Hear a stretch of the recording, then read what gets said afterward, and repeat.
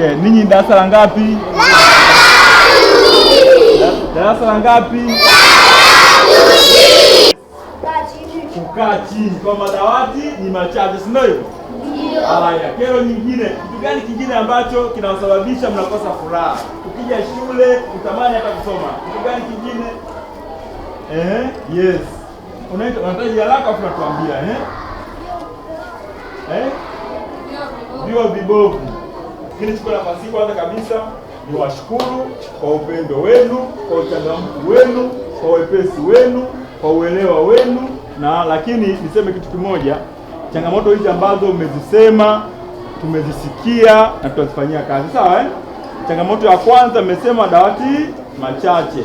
Tutatengeneza madawati, tutayaleta, sawa Changamoto ya pili tumesema kwamba sakafu imechimbika sana, imeharibika, sio hivyo? Tutatengeneza sakafu itakuwa nzuri, naamini kila mmoja atakuwa msafi, sio hivyo? Changamoto nyingine mmesema changamoto ya nini? Ya vyoo, sio hivyo? Tuko na mwalimu mkuu, tuko na viongozi mbalimbali, tunaenda kuifanyia kazi hiyo changamoto ya vyoo. Itafanyaje? Itaisha. Sawa jamani? Mimi naitwa Fadhili Mboga, ni diwani wa kata ya Makangarawe. Hapa wengi wanasema naitwa nani? Samboga, sio hivyo? Mimi ndio diwani wenu, kiongozi ambaye nasimamia maendeleo upande wa shule na maeneo mengine. Sawa jamani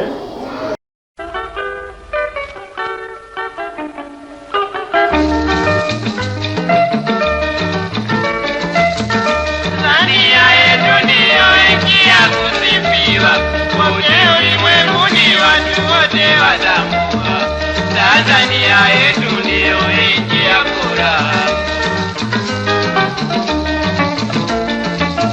Naye Baba Nyerere ndiye tumuhifadhi, naye ndiye aliyeleta uhuru.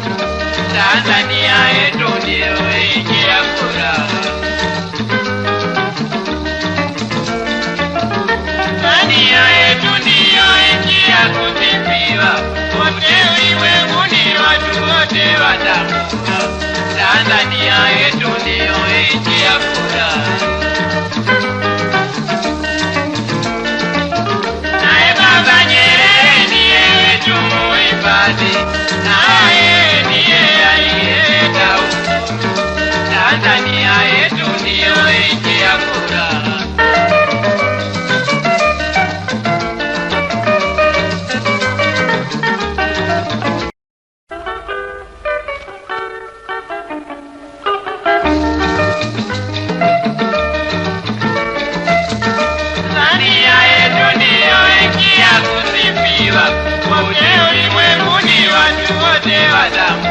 Tanzania yetu ndio nchi ya furaha. Naye Baba Nyerere ndiye tumuhifadhi, naye ndiye aliyeleta uhuru. Tanzania yetu ndio nchi ya furaha. Tanzania yetu ndio nchi ya kusifiwa, wote ulimwenguni watu wote watambua. Tanzania yetu ndio nchi ya furaha. Naye Baba Nyerere ndiye tumuhifadhi,